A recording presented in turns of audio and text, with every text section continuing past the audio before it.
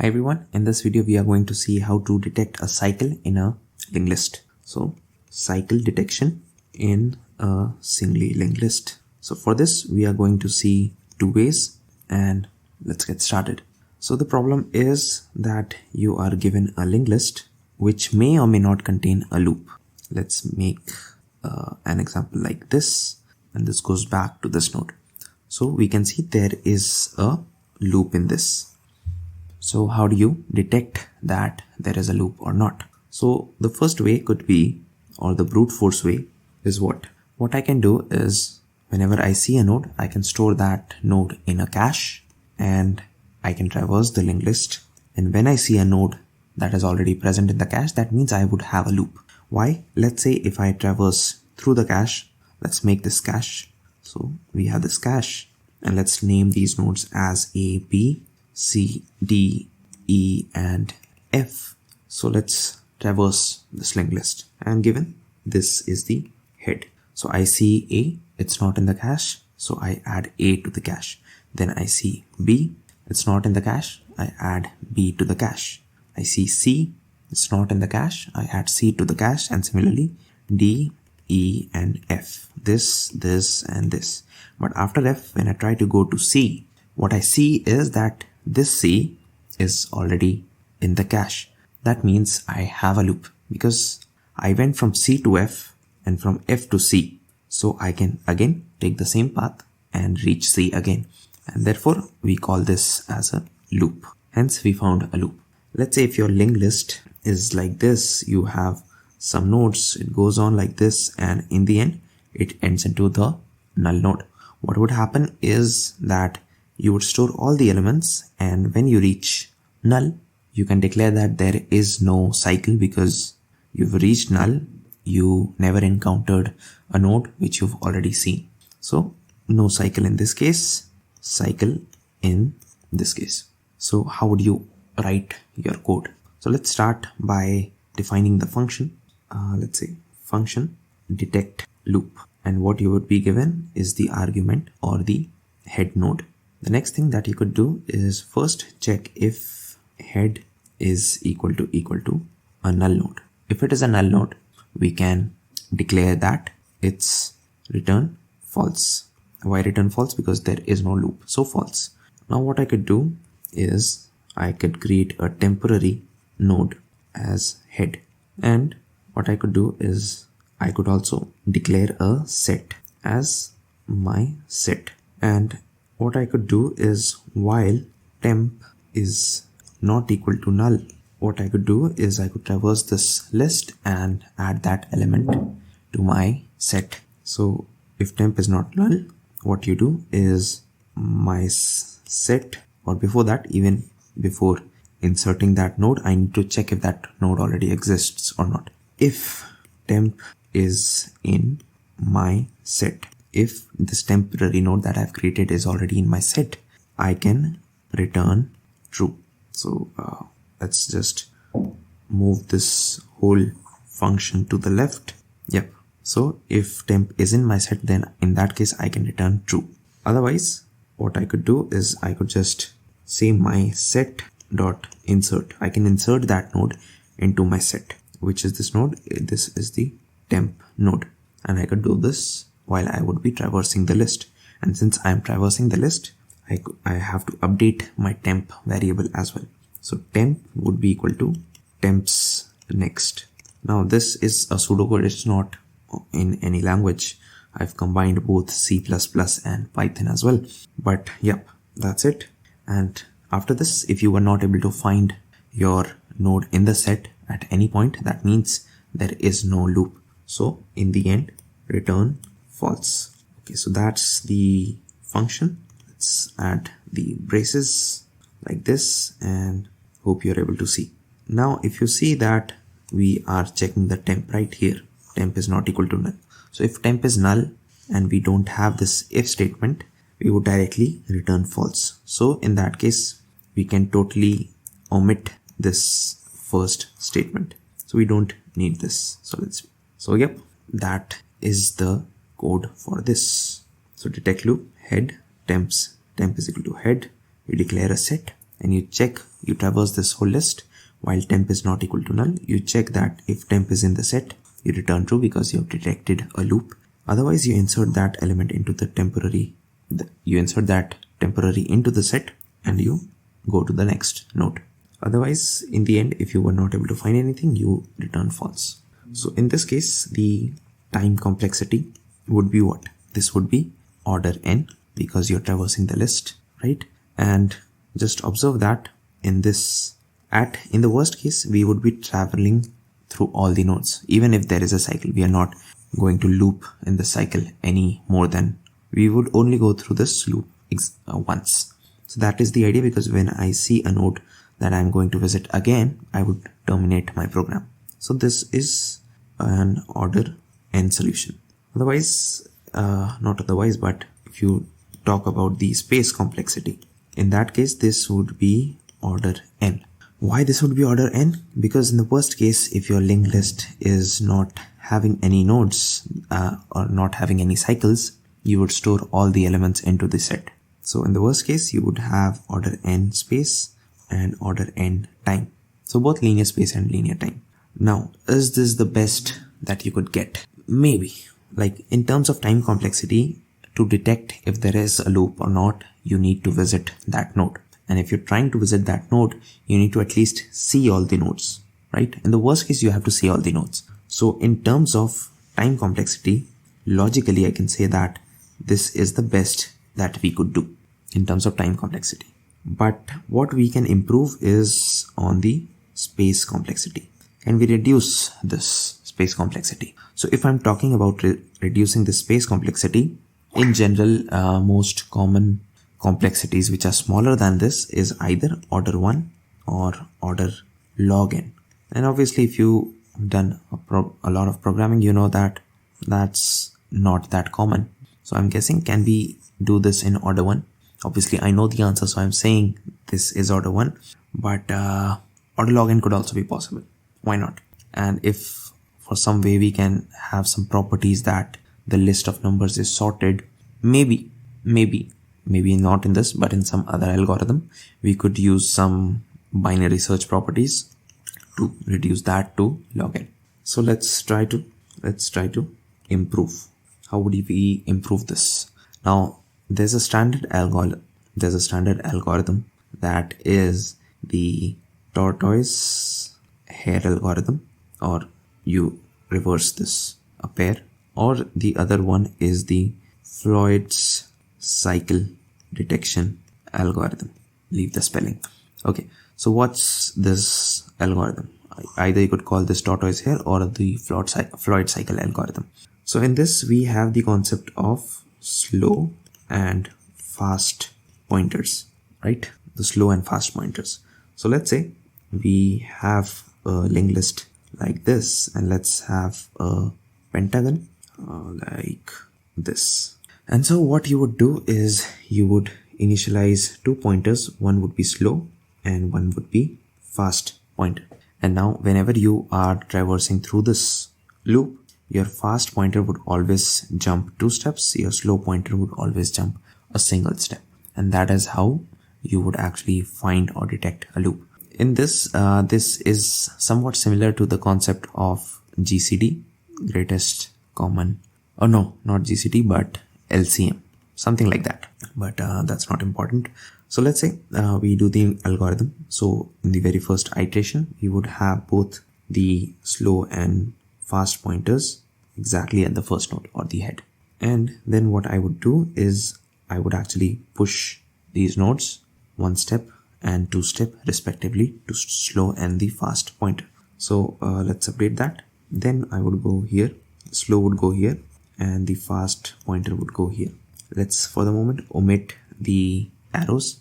Then in the next iteration, I would push this F 2 steps and S a single step. So this F goes to this node, this S goes to the second node. Now for the next iteration, I would push S by 1 unit, F by 2 unit. So this S goes here and the F goes to this node 1, and again I'll push S by 1 unit, F by 2 units.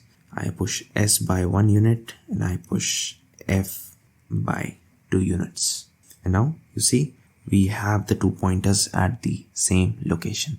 And if that is the case, that means we would have a loop. Because if there is a loop, right, there would be some distance between the slow and fast pointer. And because the fast is moving 2 steps at a time and slow is moving 1 step at a time, so at each iteration the gap between S and F is increasing by 1, or it would go on and on. At one point the fast pointer would actually catch the slow pointer from behind. So now let's see how would we actually write the code. So I'll use white this time. So let's say function, and function is detect loop, and what you would be given is the head pointer. And what would you do is first initialize the slow to head and fast to head as well. And if you see that head would always be ahead of slow, assuming that you don't have a loop, so fast would be jumping twice, right? So that is the thing, that fast would always be ahead of the slow. So while, let's say for the moment, let's say there is some condition while we are doing this, what I would do is I would update the slow to slows next and fast to fast next. That is what I would be doing. I would moving this twice as fast than the slow pointer. And if at some point slow is equal to fast, I say return true, and I do this as many times as I would require. So the next thing is, what should be the condition in the while loop? If you see that since fast is always ahead or equal to slow, that means if I check if fast is inside the linked list, it's not a null node, that would suffice, because I don't need to check then the slow node.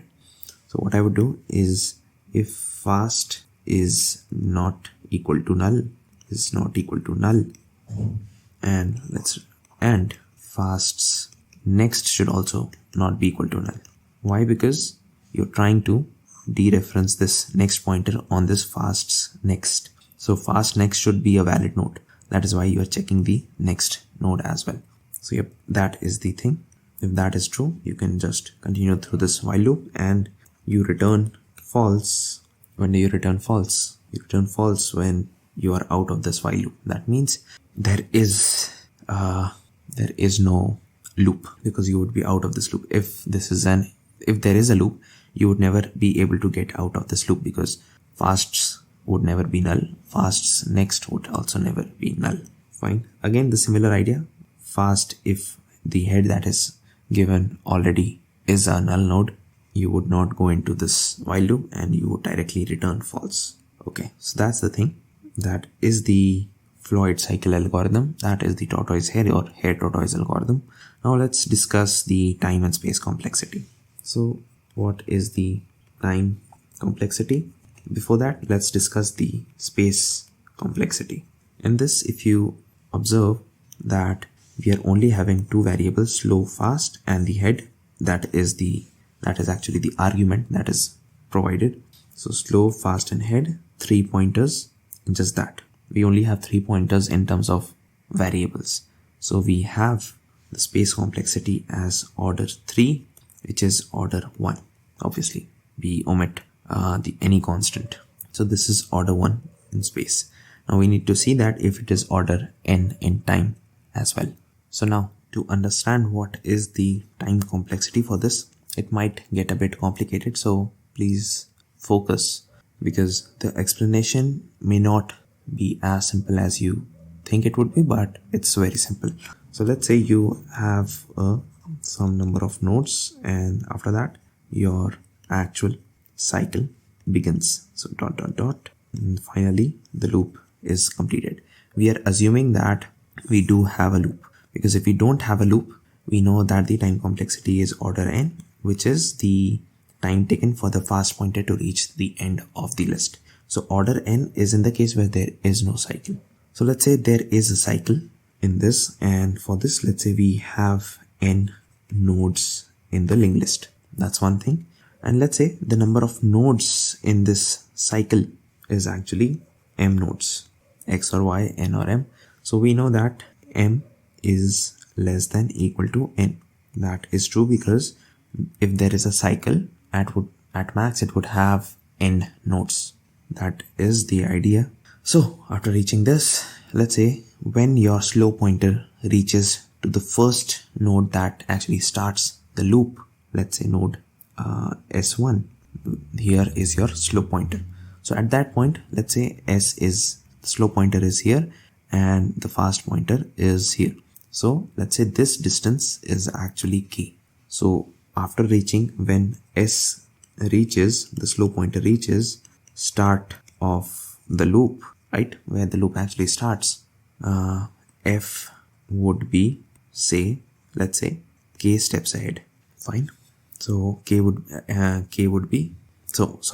S would be, or F would be actually k steps away from S when S actually reaches the start of the loop. Now F moves 2 steps and S moves a single step. So after every iteration, if distance is k, the next distance would be k plus 1. In the next iteration, the distance between both the nodes would be k plus 1, then k plus 2, k plus 3, and so on till it reaches to the next closest multiple of m. And at this point, since the nodes is m in the loop, or let me write like this, nodes in the loop is m. So if distance is k, the next distance would be k plus 1, k plus 2, k plus 3, and so on. And at one point, when it reaches the next multiple of m, at that point the slow and fast pointer would be at the same location. This is the point which might sound confusing, might sound difficult, but if you are following, if you're trying to do it by hand, that would be obvious, really obvious. So let's look at an example just so that you understand this. Let's say let's take only 4 nodes. So initially the start or the slow pointer would be here and the fast pointer would be here. Then this goes to S is here, F is here. Now this is the point where S is actually entering the loop. That is what we can see, right? The computer cannot see, we see. At this point of time, the distance k in this case is 1. So in the next iteration, F would go 2 steps, S would go a single step. So now the distance between S and F is 2. So 1 and 2. Again, let's perform another iteration. S would go here and F would go 1 and 2 here. So now the distance between S and F is 1, 2, and 3. Now in the next iteration, S would go here as well as F would also come here. And this is where they both are pointing to the same node. And if you see, k is now equal to 4. And if you see, you have exactly 4 nodes in this loop. So that is the idea. So what I'm trying to say that this next multiple of m, this is not m, next multiple of m. So in the worst case, this would actually take at max m iterations, and for the slow node to reach the first position of this linked list, let's generalize it, let's do an extremely worst case analysis. So when your S reaches this node, although that's a single step, but let's say to find the start of the loop, it takes you order n time. So n steps in the worst case plus m steps to detect the loop. So order n plus m. Now we know that m is less than equal to n because obviously we've discussed that. So this is less than equal to order n plus n. So just for the moment, remove this order, which is less than equal to 2n. And if you take the order, so order n plus m would actually be order n, or order 2n, which is actually order n. So we've improved the space complexity to order 1, but time complexity still remains order n. So that was the tortoise hare algorithm, hare tortoise algorithm, Floyd cycle algorithm. All the names are the same. That's it. And we initially started with the brute force, or the more obvious approach, which is to store every node in a hash set or a cache or a hash map, whatever you would like to call. Now note that this set in this case could either be login or could be order login, or this could be order one as well, depending on the implementation. So if you are using C++, there is something known as unordered set. Then in that case, this would be order one. Or if you have ordered set or just the normal set, you have order login for insertion and searching, and accordingly, this time complexity would be updated to n log n. Another thing is this order one time complexity that I'm talking in this set is not the worst case analysis. This is the amortized analysis. The worst case, some insertion, some deletion might take order n time, but on average it won't be more than order one. So that was the whole video. Hope I was able to explain something to you. Hope you were able to learn something. That's it, and I'll see you in the next video.